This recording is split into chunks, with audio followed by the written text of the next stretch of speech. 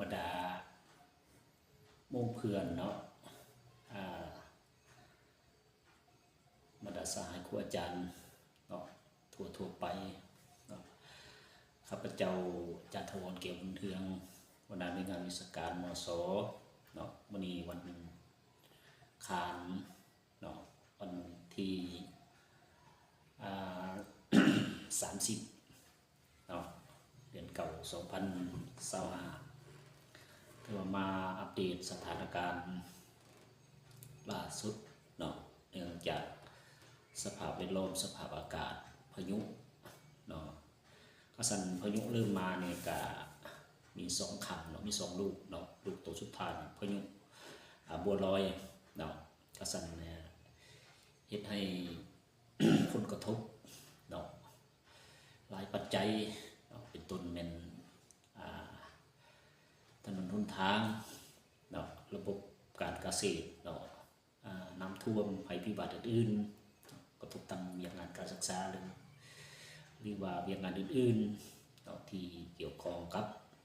ชุมชนสังคมการสัญจรการไปมาเนาะสัน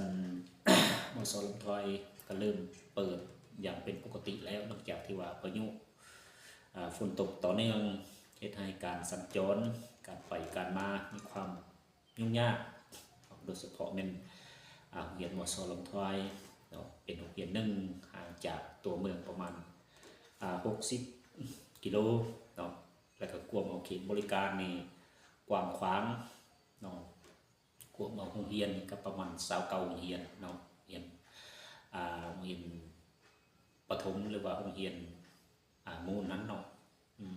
มี17 บาทที่ขึ้นกับกระแสประชุมสั่นกวมเอาพื้นที่กว้างขวางสำหรับเขตบริการหลังจากที่เปิด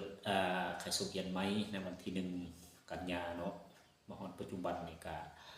ก็คือในวันที่23-24เกิดมีพายุเนาะก็เฮ็ดให้การไปของอาจารย์ไปประจำการมีความยุ่งยากเนาะก็เฮ็ดให้นักเรียนบ่มาโรงเรียนเนาะก็จนฮอดปัจจุบันวันที่30ตรงกับวันคานเนาะเฮ็ดให้ท้องฟ้าอากาศเริ่มค่อยๆดีขึ้นเนาะคอยมีแสงแดดส่องใสก็เฮ็ดให้หลายผู้หลายคนกะเกี่ยมกันไปโรงเรียนสั่นมสแต่เฮาก็ได้สอนเป็นปกติเนาะลูกหลานก็เริ่มมาไกลครึ่งแล้ว